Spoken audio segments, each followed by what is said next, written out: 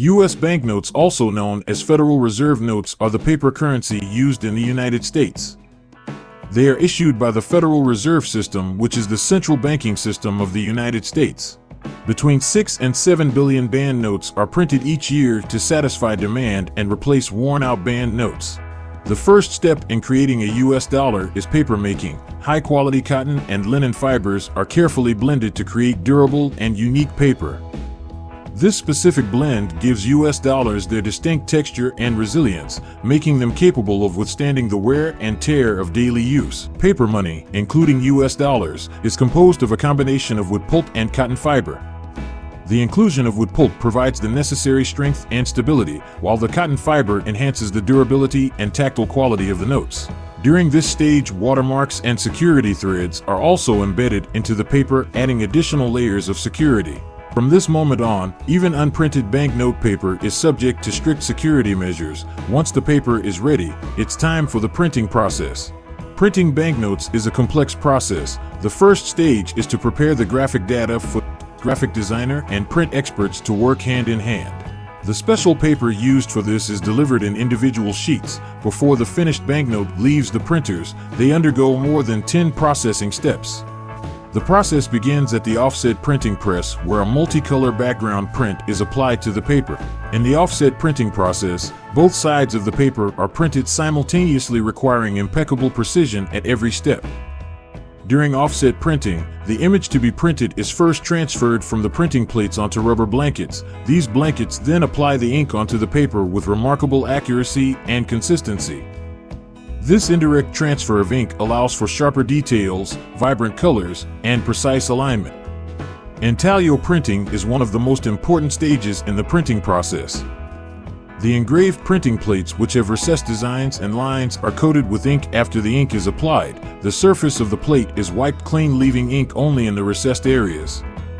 This step ensures that ink remains only in the engraved lines and designs, while the surface of the plate is clean as the paper moves through the press. Immense pressure is applied to the ink plates. This pressure forces the ink out of the recessed lines and onto the paper, creating the raised texture and intricate designs characteristic of intaglio printing. The pressure applied also allows the ink to adhere firmly to the paper fibers. The banknotes, which have already undergone intaglio printing and other printing processes, are fed into the numbering press. The machine is designed to handle the specific dimensions of the banknotes. A combination of letters and numbers is applied using the letterpress printing technique. Each banknote is unique and clearly identifiable.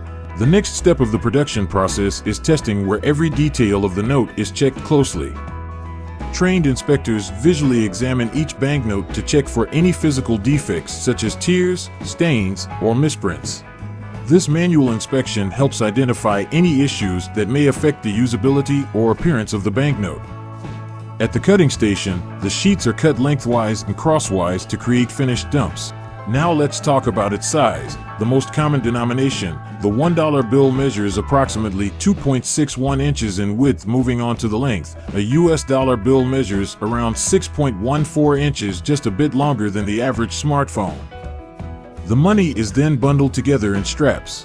Straps are paper or plastic bands that hold a specific number of banknotes, usually 100 bills per strap for lower denominations and 50 bills per strap for higher denominations. Bundled bricks are placed into containers or boxes designed for banknote storage and transportation. These containers are often made of durable materials, and they have specific security features such as tamper evidence, seals, or locking mechanisms to ensure the integrity of the banknotes. The dollars travel by road, air, and sea, escorted by security teams that protect the notes until they have reached their destination. The new US dollars are put into hundreds of thousands of cash machines across the United States. At a staggering rate of 187.50 per minute, this machine churns out over 11,000 per hour. Imagine the magnitude of its productivity. Let's begin by exploring the humble quarter, which holds a value of 25 cents. Once it reaches the bank, a store, or people's pockets, it becomes an essential part of our everyday transactions. Surprisingly, the material from which it is created holds almost no inherent value. Within the realm of coins, we encounter three primary types of legal tender: coins, which we use as everyday currency, gold coins cherished as investments, and collector coins distinguished by their exquisite craftsmanship and historical significance.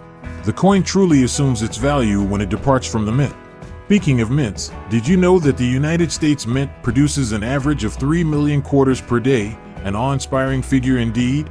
Originally, when coins were first minted in the 1790s, they were crafted from silver. However, as the scarcity of silver became apparent in 1965, the United States government opted to transition to nickel-plated copper coins.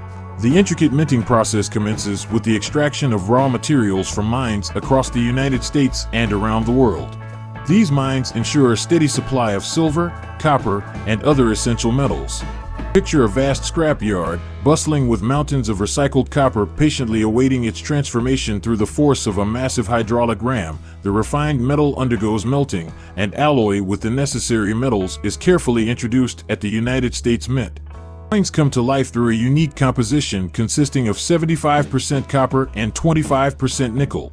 The journey of these metal rolls continues as they pass through a die press, meticulously cutting nearly 300,000 coins blanks per roll. During this process, any leftover scrap is efficiently separated for recycling, ensuring its future contribution to coin production. The coin blanks emerge from the die-cutting press resembling a symphony of metal discs cascading like a slot machine. An elevator gracefully transports them in small trays poised for the subsequent stages of their transformation. However, these coin blanks are the simple metal discs at this stage, lacking any distinguishing features and not yet possessing their 25-cent worth. Despite their similarity in size to real coins, they must endure a stringent test before they can assume their monetary value. Here comes the ultimate trial for the coin blanks, a formidable machine that exerts immense pressure to lift the edges of these blanks along their entire perimeter. In a blink of an eye, the coin blanks elegantly pass through a narrow duct, seemingly defying the laws of visibility. The journey of these coin blanks doesn't end there. They now face the formidable coin press, where a hammer presses each coin blank between two dies. One die impresses the base design on one side of the coin, while the other is dedicated to the reverse side. This coin press operates at an astonishing speed, generating 750 coin blanks per minute, equivalent to a staggering 187.50 coins per minute, or over $11,000 per hour. As the coins emerge from the press, an inspector closely scrutinizes them, ensuring that the faces are perfectly aligned. If even a single coin fails to meet the standards, the entire batch is discarded to prevent any faulty coins from entering circulation as collectibles. They are promptly destroyed.